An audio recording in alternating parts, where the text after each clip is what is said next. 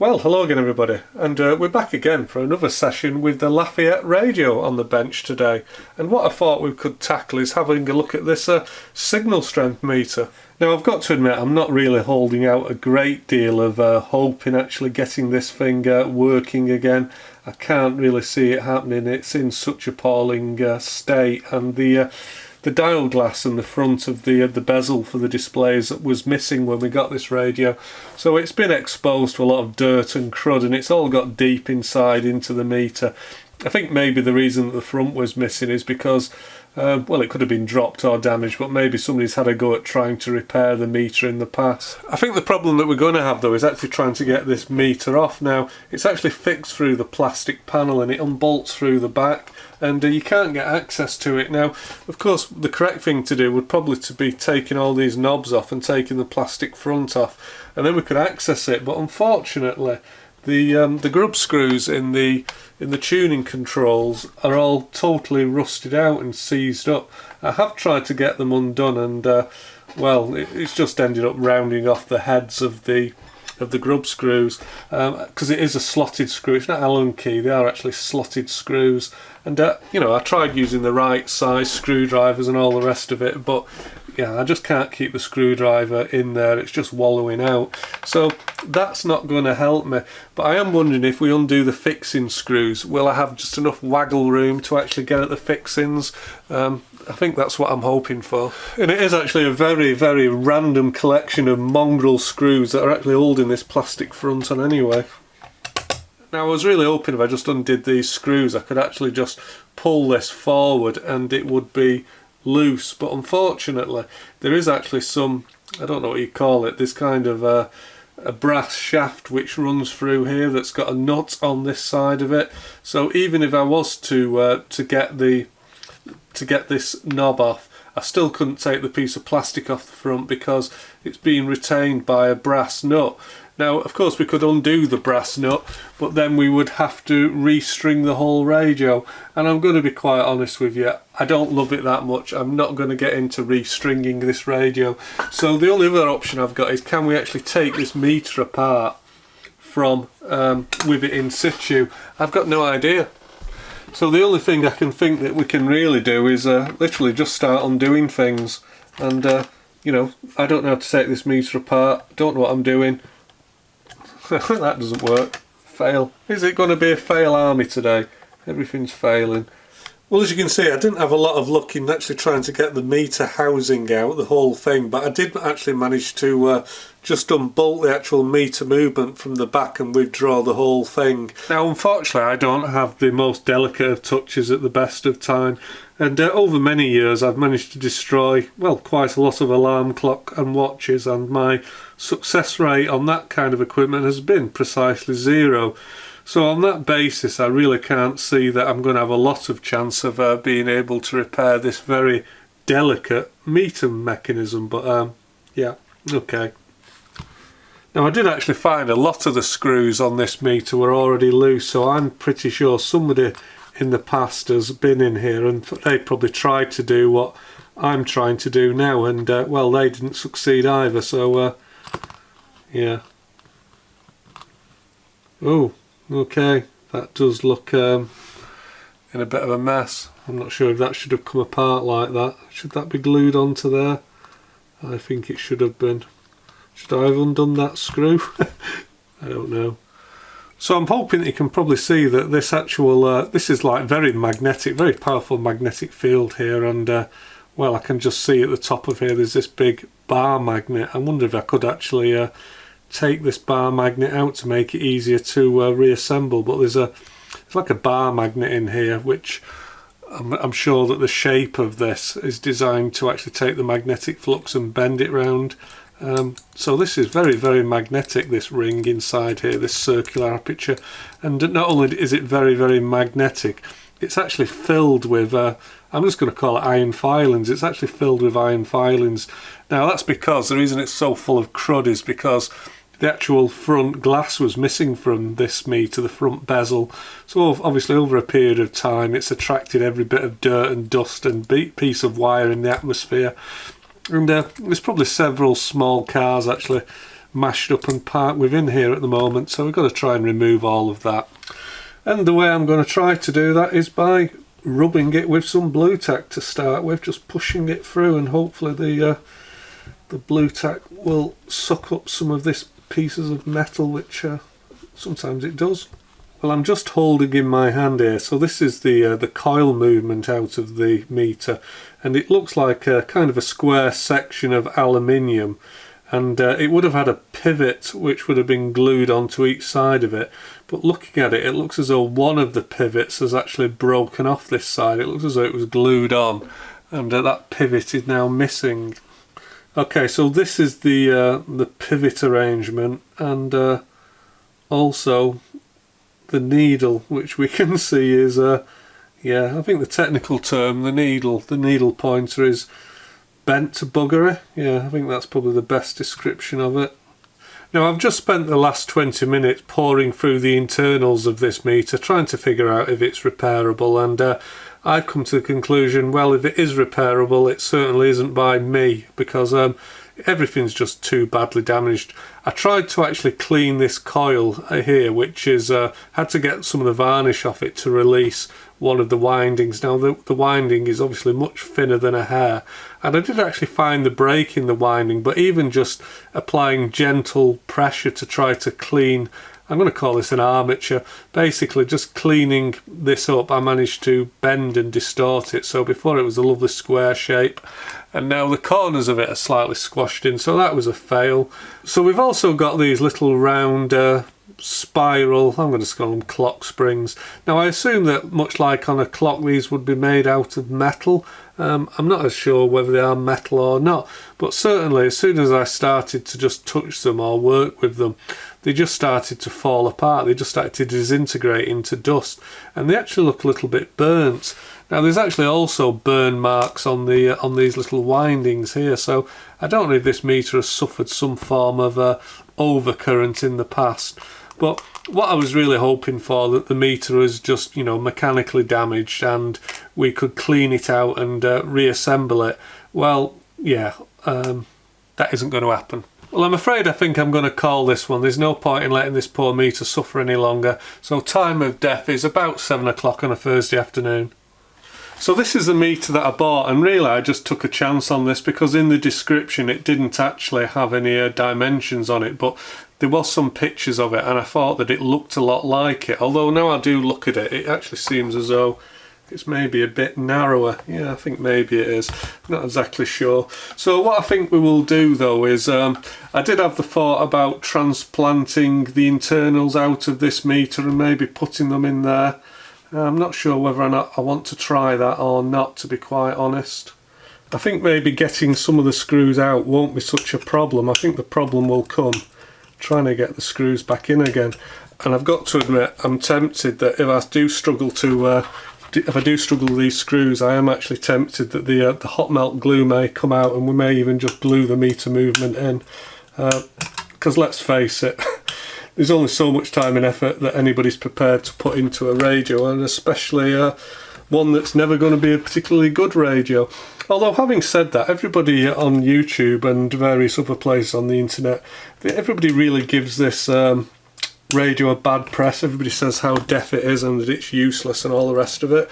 I kind of agree that it is a little bit deaf, but I don't know, it doesn't make the enjoyment any the less. I've really enjoyed playing with this radio. I think it's been quite a lot of fun working on this, so I haven't minded it at all. So I can get at the two top screws here with relative ease. The one that I'm going to struggle with is the one on the bottom. I'm almost wondering if I should do that one next, because this is the one that's going to cause me all the grief. Okay, so the next screw that I'm trying to get undone here, it's right at the bottom of the meter movement. It's down here and it's just not reachable. So this meter movement's held in with 4 studs now. 3 of them I can just about get to the screws at, but the 4th one I definitely can't. There's just no way I can access it. There's stuff in the way on the opposite side of this panel. So what I've done is I've just scraped away the plastic to expose the, well, I guess the top of the stud. I was hoping it was just like the diameter of the thread, but it actually looks as though it's a lot wider than that. So what I am going to try to do is Well, effectively, I think what I'm going to try and do is just grind the head of the stud away, and hopefully it should break out the plastic housing and we can take the whole meter off. Well, that's the plan anyway.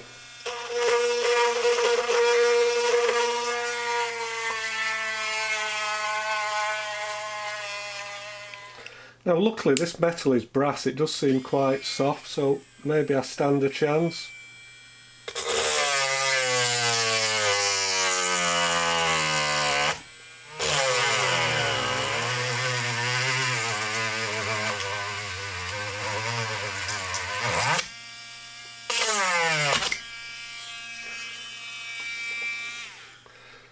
Okay, I think we did it. I'm just going to clean up a bit and we'll see if we can get this meter out.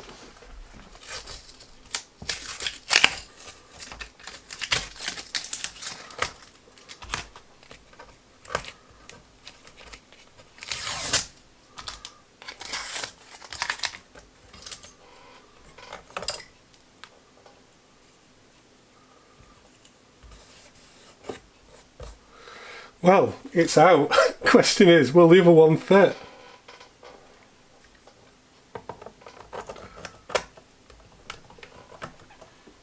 Well, we may have winner winner chicken dinner. So certainly I think I can probably get that nut on, and this top one, but this bottom one here, no, I'm not going to be able to get at that. The only thing that I might be able to do is maybe slip some kind of a sleeve over there with some glue on it and put some pressure against the back of this piece of plastic, but yeah, I don't even know if that's possible either, to be quite honest. Now of course I could actually maybe paint or make a new meter display here, which would be calibrated up to S9. Can I be bothered to do that? Probably not. So our little meter does come with some mounting screws. We're only going to be able to get 3 of them on, as I just said, but here, let's have a go. I think there might actually be a lot of wailing and gnashing of teeth happening shortly, but yeah, such is life. I think this is going to be hard to do, and of course the hardest thing to do will be actually to get these started, because, well, I can't really get any turn on them. Yeah. This is going to be a pain.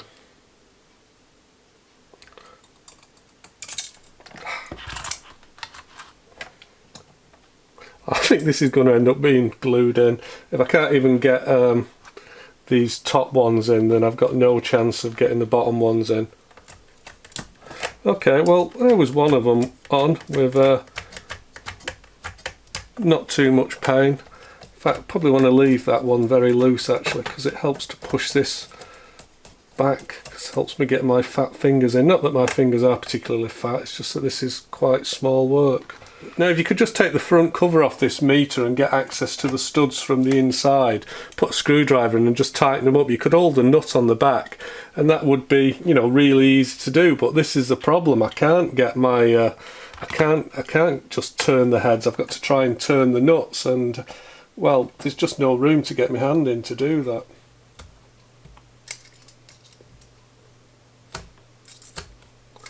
Okay, there's 2 on. Now I can actually bend this forward to get it on, but I won't have the same luxury when I try and put the one on at the bottom there, so it's just, every one I put on is harder than the last.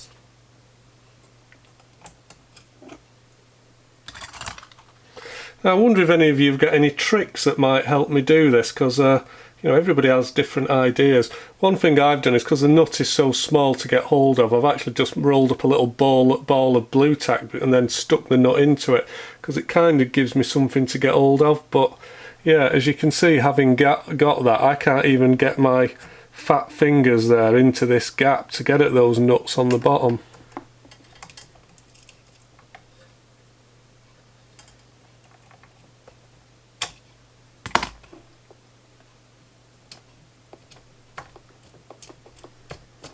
Well, that was more luck than judgment.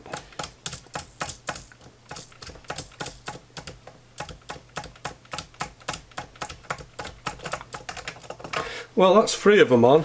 but the fourth one, nah, don't think that's going to happen. Now the last screw that I'm trying to get at, it's right down here deep inside behind this plastic cover, and it's almost on the underside of the meter. I've just got no chance. I mean, you can see my fingers, they can't even fit down there, and I would have to kind of reach down and underneath the meter to get at it. So I think I'm lucky to get 3 in, and that's it.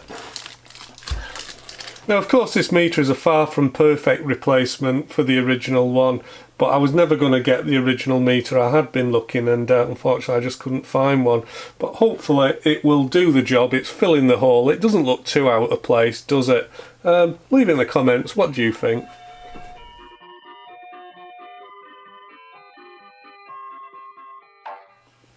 Well, I'm not sure if it's going to show up on video, but we've suddenly jumped a couple of months because I've been busy doing other projects and busy at work.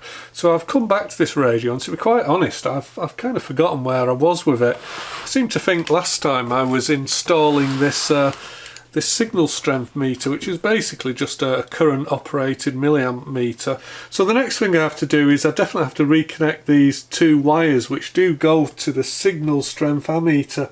But I've got to admit, I'm not exactly sure which way around they go. I've forgotten. Oh, I've just noticed I actually wrote yellow and white on here, so I guess that answers that question. We don't have to go ahead and measure it after all.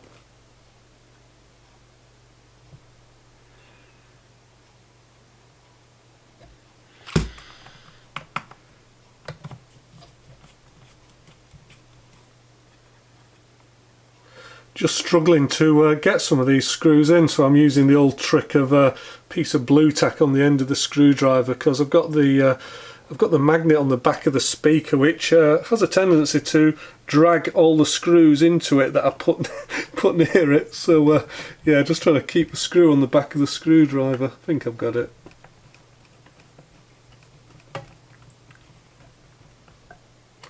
Right, in theory that meter is wired up now, and it should work, so I guess we just need to give it a test. And I really am hoping that this is actually designed to be an ammeter and not a voltmeter, because that could get messy if it is. Anyway, let's find out.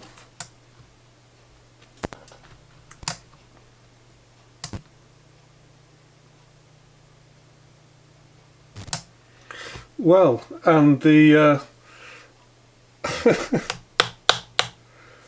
and the ammeter pinged hard over to one side. So that is a worrying sign, isn't it? Well, the way that this meter I think is designed to work is that the actual cathode current is actually routed through this DC meter. So the more signal we have, the more cathode current we have on the RF pentode valve, and the more that the meter will go up. Well, it did wang very hard over then, which would appear not to be correct. Let's try switching the power on again. Is it going to do the same? And will it come back when things warm up?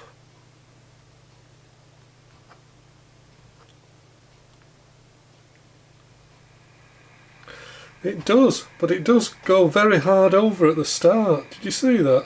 I guess that must be normal. I think we need to put a signal into it. Let's just see if that helps us. It's a different thing. Was it you that put on Instagram the picture of you scoring a goal over a wall you got? Yeah? Well, it looks like our meter, our DC milliamp meter, it's actually being driven hard past the 0 stop. So I'm really not quite sure what's happening there. It could be that I need to adjust the there's actually a signal strength meter adjustment pot at the back, so maybe we've got to adjust that, so it's certainly worth a try. We'll be looking into all the games you can live on TalkSport across the weekend. We'll be looking ahead as well to the North London... Oh, worried about that? No, not really. Well, you should be, as an Arsenal fan, you should be worried. Oh, it could be. What's going to be, blah, blah. No, again, you keep bringing it back to United. Why do you...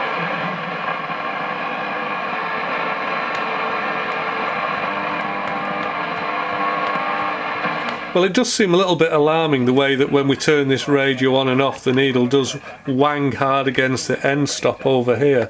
But apart from that, it does kind of appear to be working. Although, sadly, it does seem to have a rather sticky spot on this meter, which is, well, quite annoying, really, after all the work that we've done on it. I wonder if it's anything to do with I did take this front off earlier. Could I have not aligned something properly? You know the Rocket Rockin' Around the Christmas Tree by Brenda Lee? Yes. She was only 13 when she sang that. Was she? Yes, now that's interesting. I didn't know that, no. And did you know that, he said, trying to find it, that Paul... This was what you crave, Kentucky Fried Chicken. She wanted it so much, but her social... I'm wondering if I dare just adjust this pivot tension, if the meter will work a little bit better. I generally don't dare to do these things because I don't know what I'm doing, and it would be a shame to damage this meter anymore, but I feel as though we should just have a go. Well, it does actually feel quite well sealed. Let me just put a drop of acetone onto the pivot adjust. Okay, I'm trying to adjust this pivot screw. I've tried actually melting the goo on it with acetone and it is melting, but as I try to undo it, it's actually, I can see that it's actually starting to mangle the head up on the pivot pin here. I think if I actually try to mess with this anymore, I'm not going to succeed. All I'm going to do is damage the meter more, so I'm going to give up. That's where it is. So I've gone ahead and I've purchased a new headphone socket, and it does seem to fit fine into this slot here, so yeah, I just need to find the place in circuit where we have to install this.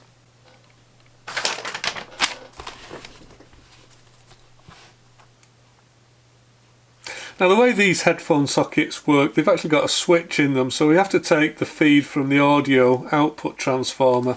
That goes into one side of the switch, which actually makes contact with the body of the, what would you call it, I don't know, the signal end, the end of the jack plug. Oh, I don't know, let me show you. So here's what I'd probably call it a GPO style connector. So there's the body, that's going to make contact with, I said, kind of the ground connection, and then the end, which I'm going to call the signal, so that goes through there. And as you push this in, it actually opens up a set of switches. So what it should do is should actually disconnect the loudspeaker. So there is an incoming side which is going to go to our headphones, and then there's a switch side, if you like, that's actually going to go back to the original loudspeaker. So when we actually pull the headphone socket out, it will actually disconnect this from circuit and remake the speaker circuit. I didn't explain that very well, did I? But I'm sure you know what I mean. Okay, so this wire that I've put on first is actually the incoming signal side. So what I need to do is I'm going to put a mark on this so I know that this side is the one that goes to the audio output transformer. And now the other side of our speaker jack, which is going to be the switch side, that needs to wire back to the original speaker inside the radio.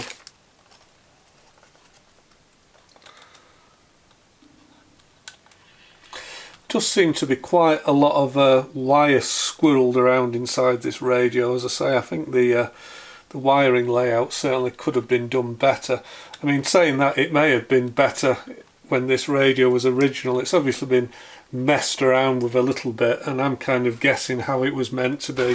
But of course, I'm not entirely sure. I don't have another example of this radio, so just doing our best to try to put it back to what we think the stock may have been. So we need to disconnect the wire from the output transformer that goes to one side of the speaker, so let's do that. And we've got to thread up our two wires here, and one that we marked with a black stripe on it, that's going to go to the output transformer here, and then the other white wire has to be run underneath, and that has to go back to this other speaker terminal. So let me wire that up, and it's not very exciting, is it? I'll bring you back when I've done that. So we plug the radio in and we should just hear sound as normal. Now unfortunately I don't have a suitable pair of headphones to plug into this, so we're just going to have to assume that it will work. I think it probably will. Anyway, let's try the actual radio. Hopefully we'll get some sound. If not, we've got a problem.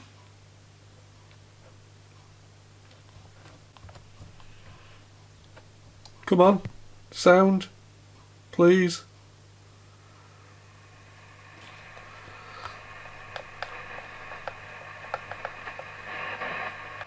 To use.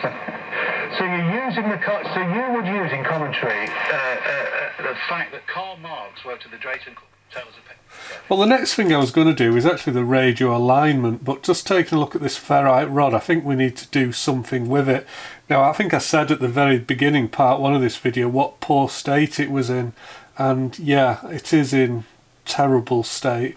In fact, some of the wires are broken off it, and these wires didn't come off during the radio's restoration. It was already in bad shape, and I had it all wrapped up in some paper and some cardboard, so it was well protected. But what I hadn't noticed is that some of the actual windings here, I think it's the kind of works as a little auto transformer arrangement, doesn't it? I think this lower matching coil, it's actually broken apart, and it's got various things which are loose.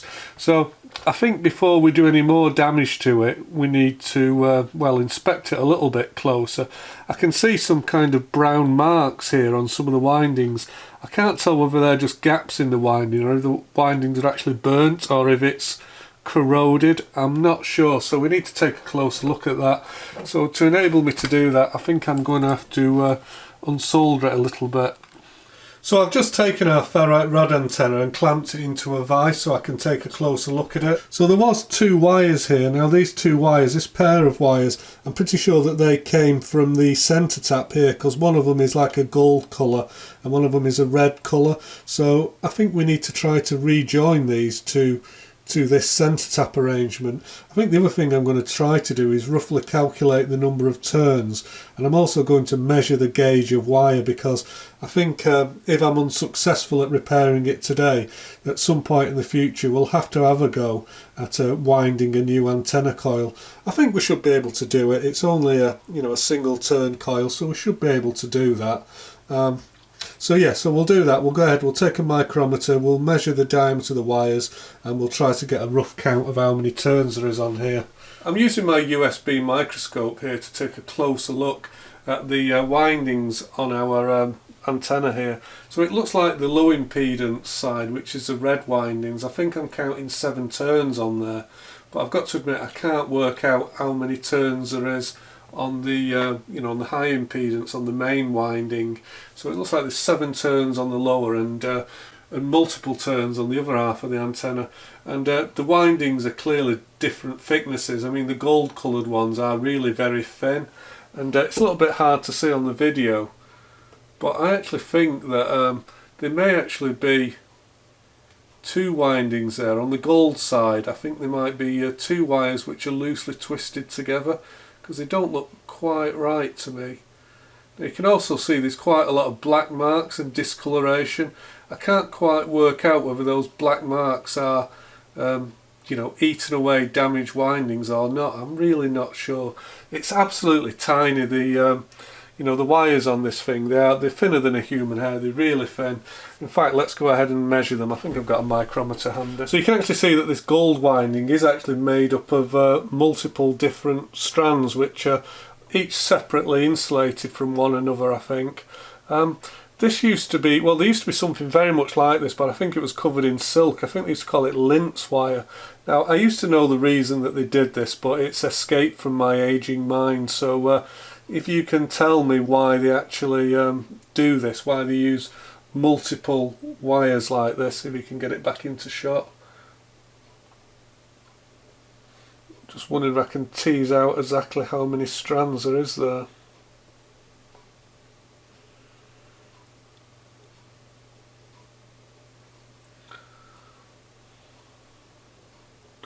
And looking at these strands, these ones certainly do look as though they're I don't know, they're very discoloured and burnt, so they do look as though they have degraded, maybe some salty hands or something like that. That's usually what happens with things like wound inductors. When somebody assembled these, they were probably eating a pickle sandwich, and the sweat from their hands got onto the winding, and then over a period of 50 years that sweat becomes, I don't know, maybe becomes acidic, and it eats its way into the enamel, and it damages the windings. It could also be that they've been exposed to some form of overcurrent event. I'm not exactly sure, but yeah, they do look damaged. So again, makes you wonder how well we're going to do with this. Probably not that well. Can I count the number of strands? 1, 2, 1, 2, 3, 4. Okay, so that is made up of 4 strands. I'm just wondering if I can actually measure one of these individual strands of wire. Okay, so they are quite fine then. They're coming up as 0.08 of a millimetre each. Now don't forget boys, I don't really know what I'm doing with this type of ferrite rod antenna. It's not really something I'm familiar with working on, so please leave lots of comments if you've got any advice for how to rewind or repair this for a future episode. Please leave some details in the comments, and that would really help me. So I did have a little go at just trying to stabilise this before I removed it, and you can see there that I think some of those multi-cores of that winding, I think they're already broken. What I'm going to do before I go any further, I'm going to take some hot melt glue and I'm going to try to just encapsulate this end of the coil just to strengthen it a little bit more. Melty melty hot melt glue.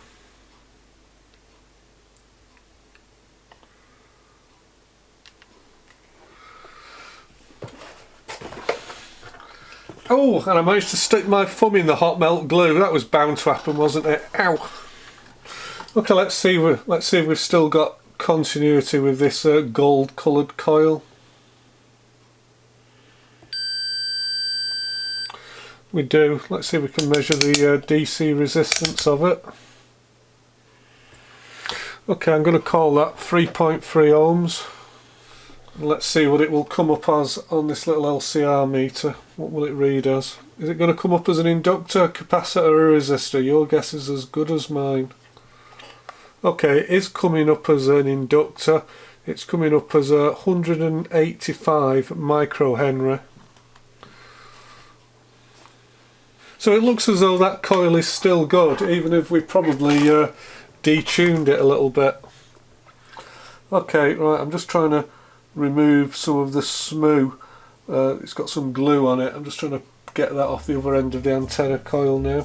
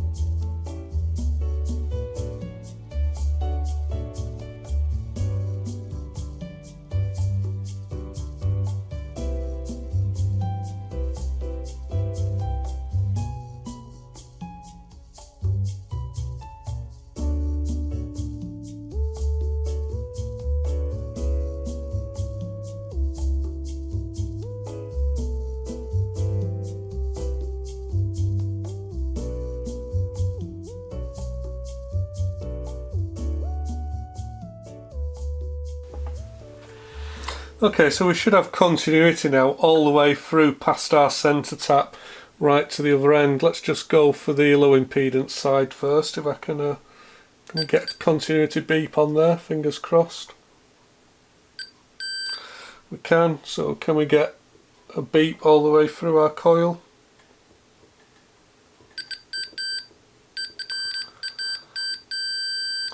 Which we can, so I'm going to call that, well, I'm not sure if I'm going to call it repaired. What I am going to say, I'm going to call it that's the best I can do.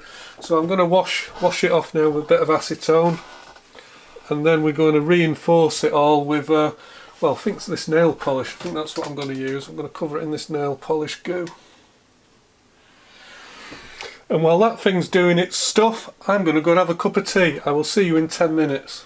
Now, when I originally stripped down this receiver, I actually thought there was something missing. I thought there was a clip or something missing from the back of the radio here to hold the ferrite rod.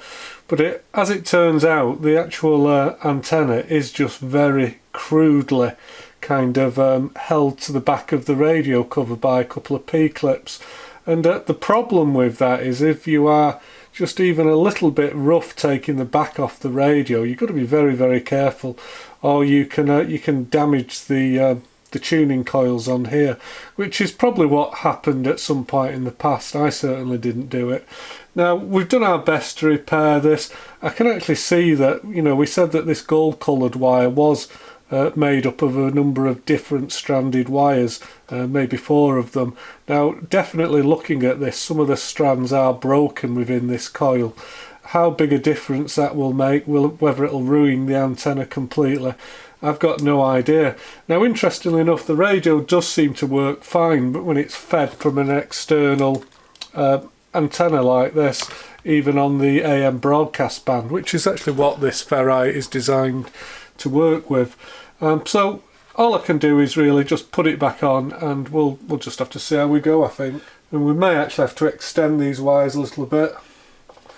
The green wire was to that end, and the earth wire, which is the black, the chassis wire, went to the middle here. Okay, it is annoying, isn't it, when you switch on the way that this signal strength meter just hammers right over.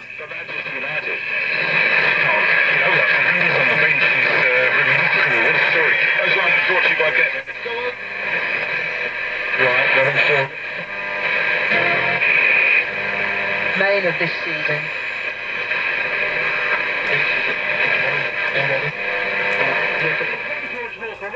Outside centre, it means there's no specialist. Okay, so our ferrite rod is definitely working now, because I tested the radio before with the long wire disconnected, and it wasn't receiving anything. Now I've just disconnected our long wire. In fact, here it is, and it's still receiving fine. Well, I say fine, a bit less sensitive. Let's put the long wire back in. Okay, well, yeah, too much signal with the long wire connected, but yeah, there was no signal at all with the ferrite rod on its own, so I'm going to call that a repair. That has actually done its job, so I'm quite happy with that. I think what we can do, though, is it's actually made just a bigger difference all round, because I think that the incoming long wire for the broadcast band, I think it does actually still route through the antenna, the ferrite rod antenna, as part of the tuning circuit. So now we've got that connected in circuit, the broadcast band is a lot more lively. In fact, it's so much more lively that on a local broadcast station, which I guess would be a very powerful signal, this signal strength meter it's actually gone off the end scale. So that makes me think that we can actually turn this down a little bit, and maybe if I turn it down, that'll help it this problem with it pegging to one side. So let me see if I can just adjust it down a little bit.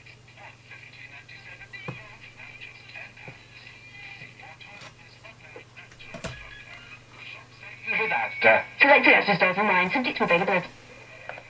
First time, I got something to cheer about. It's the championship. Your first career league goal, Josh Martin, on as a substitute.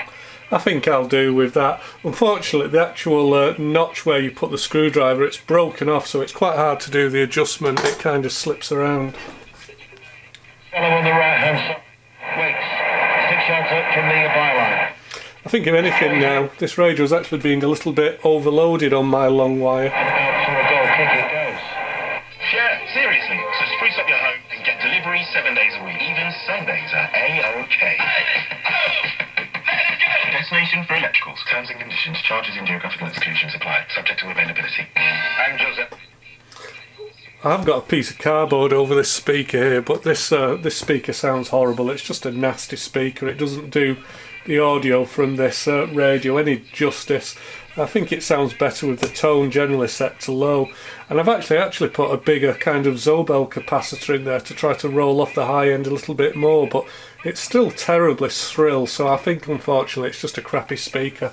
And yeah, there's nothing I really want to do about that. Well, what I think we'll do next time, I think we'll inject some signals into this and have a look at the calibration of the frequency dial on here, see what it's like. And what we'll also do is we'll do some sensitivity measurements on the receiver, actually see if it's anything like the manufacturer's specification. I think what we'll do then is we'll do a radio alignment on it, and we can actually see if we've made the radio any more or any less sensitive after that alignment. But I have got to admit, when it comes to aligning radios, I've got absolutely no idea what I'm doing, so yeah, it may not end well. So until then, thanks very much for watching. Hope to see you again very soon, but until then, bye for now.